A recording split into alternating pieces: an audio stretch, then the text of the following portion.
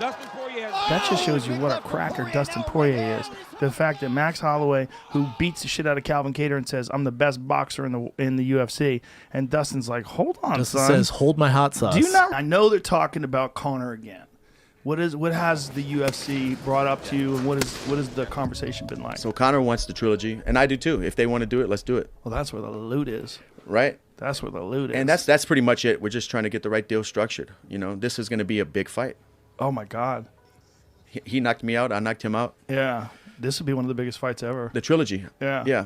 For sure, one of the biggest fights this year, but maybe of all time. Yeah, it could easily be one of the biggest fights of all time. Just the hype machine behind Conor. He's got such a cult of personality behind him. He's such a powerful person, you know? Yeah. And I know Mayweather stopped him, but he's never been stopped. It was a different kind of stoppage. Yeah, Right, it was exhaustion and overwhelmed with punches. No, you wrecked him. Stopped him. Yeah. Yeah. No ifs, ands, or buts. Yeah, he was out. Yeah, when you stepped in and hit him with that big right hook, it was like, whoa. And when he dropped and then you put him away, that's it. Yeah. There's no ifs, ands, or buts about that. Yeah. And when he went down, I had got one more shot off. That was a good one. He was out, you know. Yeah, you could see it. So I think the trilogy makes a lot of sense and a lot of money. So we're just trying to get the right deal structured and see what the time frame is. Because for a guy like Conor, you want fans in there, even if it's limited. Yeah. And right now, at the apex where they're set up in America, there's obviously no fans. Right. So where do you do that at? And Florida, baby. What's the time frame? One of the things about this fight is you look like the bigger guy. I'm pretty sure I weighed more than him.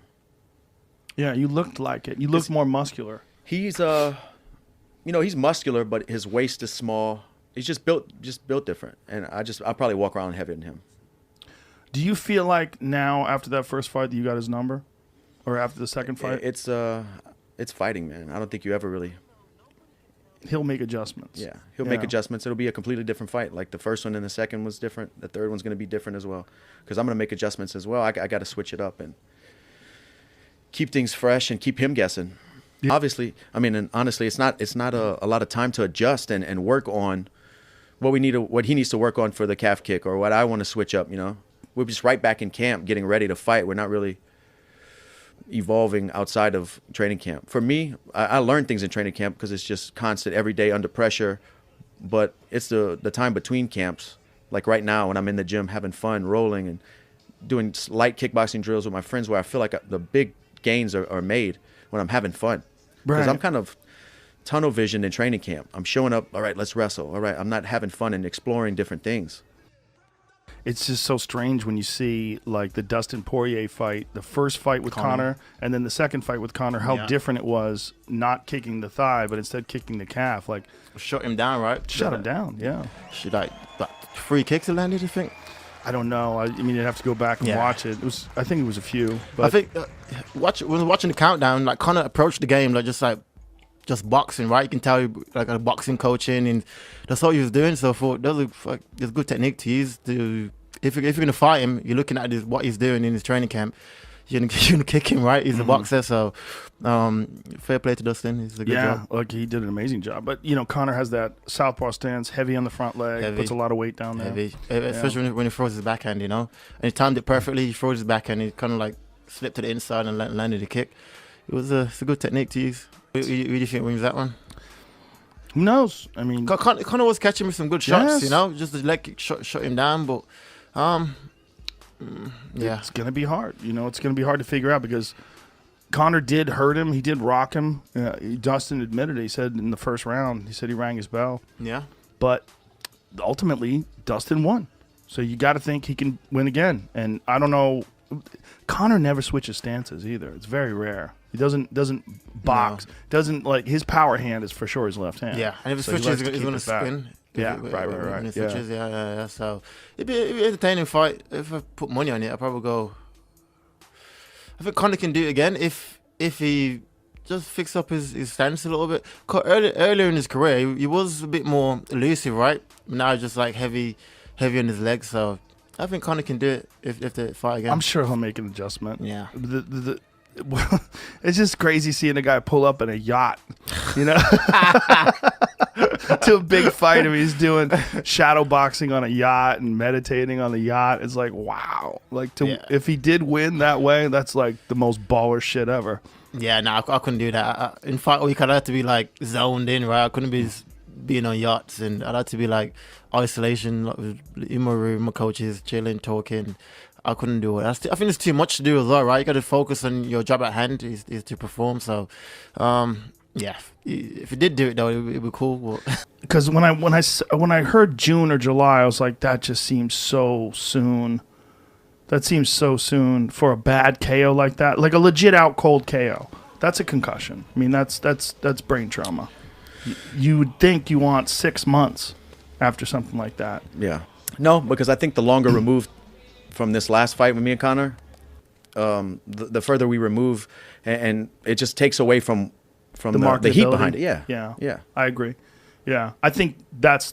I think that the only problem is that's the fight for the title. You are, in my eyes, if Khabib steps down, you're the uncrowned champ. So in true Thug Jitsu fashion, shout out to Eve Edwards. I'm the only other guy to ever fight in the UFC under the Thug Jitsu banner, and he was the uncrowned world champion. Yeah, he was. He was. Yeah, when he knocked out Josh Thompson. Yeah. So I'm keeping Thug Jitsu alive. All right, beautiful. Yeah. I love Eve. But you're there for the real title though too, and I want to know what is going to happen. I really want to know if Khabib's going to step down. You should be the guy fighting for the title. No ifs, ands, or buts. Do you think it makes sense though for you to be fighting Conor for the title? No, I don't think so. Do you think it should be Oliveira? Conor's been away so long. His last 2 fights at 155, he's lost. So you can't put him in there for a title fight. Right. How could you justify doing that when you have guys like Oliveira? But if Khabib retires and they say, hey, this is for all the marbles, you're not going to say no. What are you going to say? You're going to say, I'm a purist. What are you going to say? I don't know. If Dana pulls you aside, he goes, it doesn't have to make sense. Of Come course. on. What? But yeah. Let's make some money. Yeah. We're fighting for the belt. Yeah, you have to fight for the belt. Yeah. It is interesting that in the time where that low calf kick is coming to prominence, and, this is also the time when Conor started moving away from the sport, took time off, fought boxing, then came back and had the fight with Khabib, and then came back and had the fight with Cowboy. The calf kick was never in play in any of his fights. But if you look at him stylistically, and this is one of the things, I love DC's detail that he does on ESPN. It's amazing. But when he broke down Conor's heavy weight on the right leg, he leans in like this all the time. He puts a lot of weight on that right leg. When he paws in that southpaw stance, and because you fight southpaw a lot as well, it just opens up that kick so big. Yeah. It's such a big weapon. And sometimes he, like you said, that wide stance as well. Mm-hmm. It's just hard to check the kick from that wide stance. Yeah. Well, it's a crazy stance for everything other than calf kicks. It's a great stance. Yeah. I mean, he's so good at moving in and covering distance with that stance. It's very karate-like. Great countering, like you see in karate, bounce back and forth till boom, attack.